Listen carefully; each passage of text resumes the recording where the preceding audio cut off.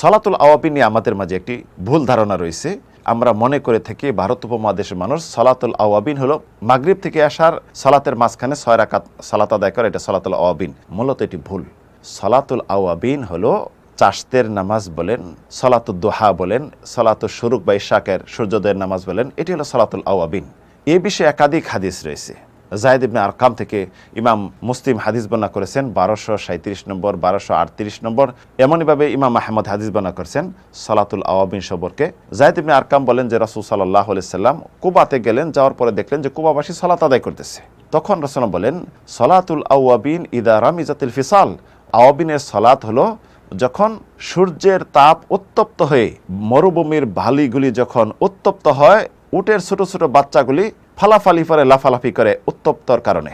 এই সময়টি হলো দিনের চতুর্থ ভাগের প্রথম ভাগ যখন হয়, তখন এটি হলো সালাতুল আওয়াবিনের সালাতের সময়।